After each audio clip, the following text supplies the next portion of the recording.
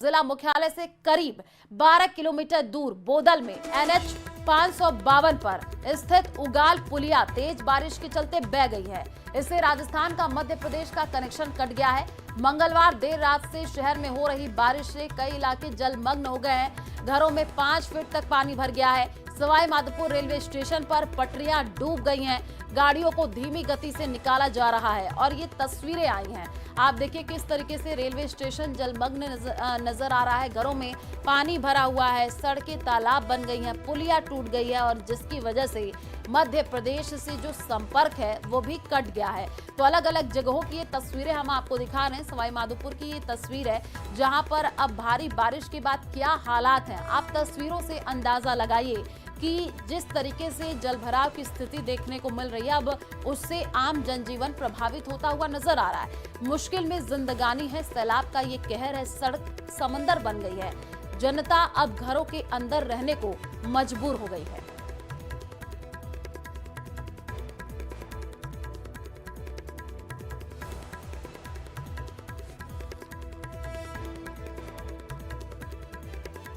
सवाई माधोपुर जिले में लगातार 5 घंटे तक चली मूसलाधार बारिश ने तबाही मचाकर रख दी है। चारों ओर पानी ही पानी नजर आ रहा है और सवाई माधोपुर जिले में इस भीषण बरसात से हालात असामान्य हो गए हैं।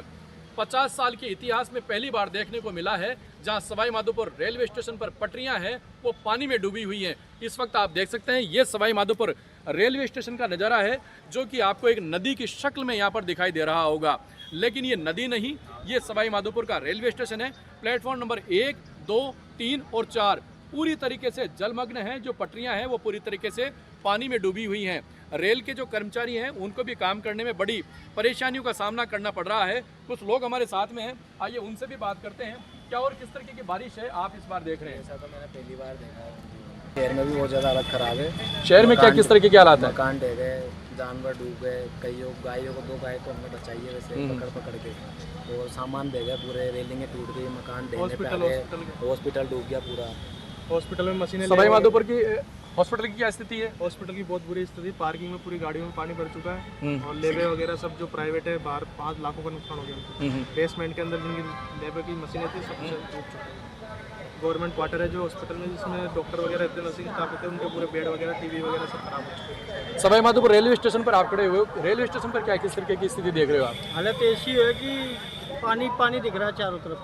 कभी आज तक पहली बार 40 साल की उम्र में पहली दफे देखा आज पानी इतना रेलवे स्टेशन। पहली बार देखा है।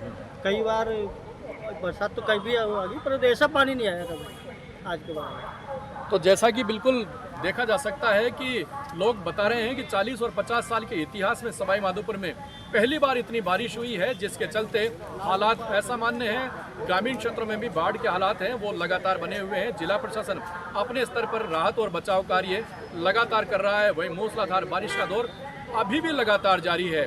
गिरिराज शर्मा, न्यूज़ 18, सवाई माधोपुर। और धौलपुर में चंबल नदी का जलस्तर लगातार बढ़ता जा रहा है। स्थिति बेहद गंभीर होती जा रही है। चंबल नदी का पानी पुराने पुल के तले को छू गया है। जलस्तर अब 138.80 मीटर तक पहुंच चुका है, जबकि खतरे का निशान 130.79 मीटर पर है। यानी नदी अब खतरे के निशान से करीब 8 मीटर ऊपर बह रही है। इस तेजी से बढ़ते जलस्तर के चलते प्रशासन सतर्क हो गया है। चंबल किनारे बसे जिले के करीब 3 दर्जन गांवों को प्रभावित होने की आशंका है। प्रशासन ने अलर्ट जारी कर दिया है। राहत एजेंसियों को भी अलर्ट मोड पर रखा गया है। भरतपुर से एसडीआरएफ की एक और टीम धौलपुर बुलाई गई है ताकि राहत और बचाव कार्यों में तेजी लाई जा सके। तो बड़ी खबर इस वक्त आपको बता रहे हैं, चंबल नदी उफान पर है। तस्वीरें भी आई हैं, जगह जगह पर भारी बारिश का दौर देखने को मिल रहा है और आप देखिए कि क्या हालात है। तेजी से बढ़ते जलस्तर से प्रशासन अलर्ट मोड पर है। बैराज से पानी छोड़े जाने के बाद धौलपुर में भी चंबल नदी अपने रौद्र रूप में है। ये आप तस्वीरें देख सकते हैं। जो चंबल नदी का जो पुराना पुल है उसका जो पानी उसको छू गया है और प्रशासन ने कल जिला कलेक्टर और एसडीएम ने भी कुछ इलाके हैं उनका निरीक्षण किया था। राहत बचाव जो कार्य जो एजेंसी हैं उनको अलर्ट किया गया है। अब चंबल नदी करीब 8 मीटर ऊपर बह रही है। चंबल नदी का जो खतरे का निशान है वो 130.79 मीटर है। अब चंबल नदी का जो जल स्तर 138.80 मीटर पहुंचा है। यहाँ पर कुछ लोग हैं, वो भी यहाँ देखने के लिए चंबल नदी को आ रहे हैं। भरतपुर से प्रशासन ने एक अतिरिक्त एसडीआरएफ की टीम को भी यहाँ बुलाया है। 2 पहले से ही यहाँ थी, तो 3 जो अतिरिक्त जो टीम है वो यहाँ एसडीआरएफ की है। टीमों को अलर्ट मोड पर कर दिया गया है। करीब बाड़ी, धौलपुर और राजाखेड़ा के करीब 3 दर्जन ऐसे गांव हैं, वो इस जो पानी अगर बढ़ता है तो वो चपेट में आएंगे। लोगों के लिए संकट खड़ा होगा।